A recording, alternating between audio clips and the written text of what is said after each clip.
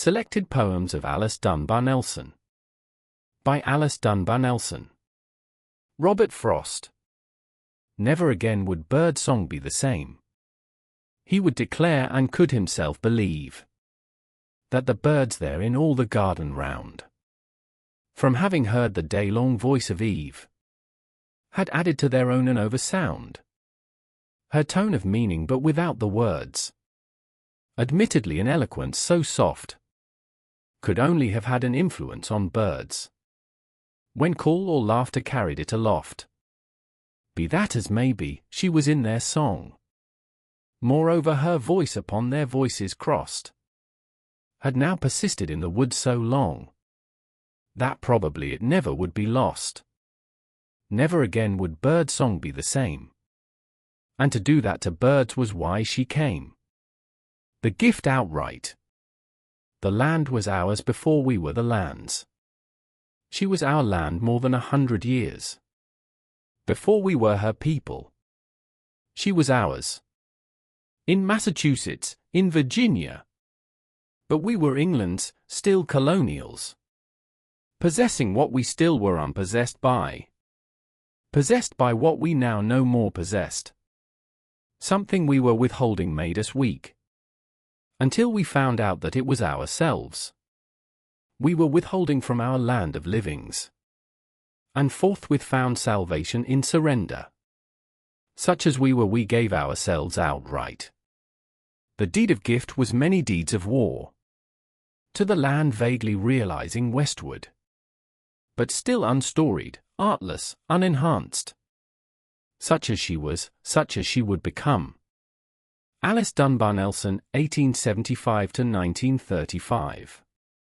B. Alice Ruth Moore, in New Orleans, of mixed African-American, Native American, and European ancestry. Dunbar-Nelson was educated at Straight College, now Dillard University.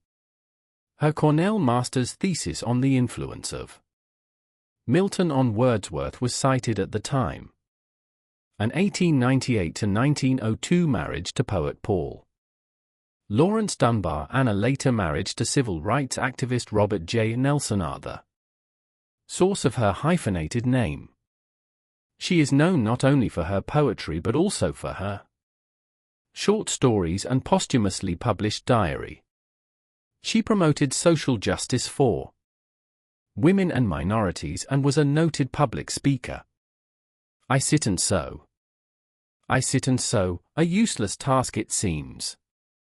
My hands grown tired, my head weighed down with dreams. The panoply of war, the martial tread of men. Grim-faced, stern-eyed, gazing beyond the ken of lesser souls, whose eyes have not seen death, nor learned to hold their lives but as a breath. But I must sit and sew. I sit and sew, my heart aches with desire. That pageant terrible, that fiercely pouring fire. On wasted fields, and writhing grotesque things. Once men. My soul in pity flings. Appealing cries, yearning only to go. There in that holocaust of hell, those fields of woe. But one must sit and sew. The little useless seam, the idle patch. Why dream I here beneath my homely thatch? When there they lie in sodden mud and rain, pitifully calling me, the quick degree ones and the slain. You need me, Christ. It is no roseate seam that beckons me, this pretty futile seam. It stifles me, God, must I sit and sew? 18, quick, live. 141. Carl Sandburg, 1878 to 1967. Born in Galesburg, Illinois, and educated at Lombard College, Sandburg for many. B. was drawn both to America's most radical union, the industrial workers of the world, and also to international socialism.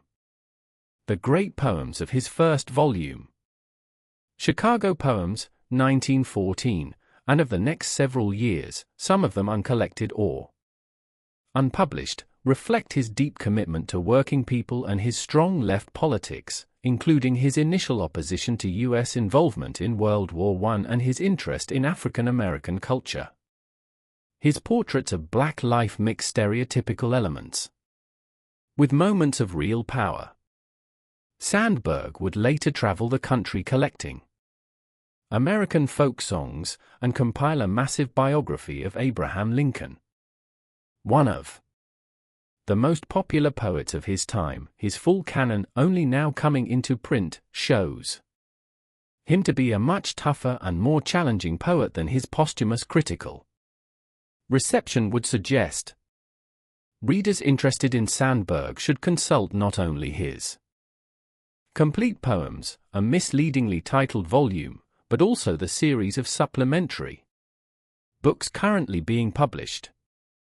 Among the poems here, Planked Whitefish and Elizabeth Umstead are not in his collected poems, and Man, the Manhunter is. They're only in a less aggressive version. Chicago. Hog Butcher for the World. Toolmaker, Stacker of Wheat.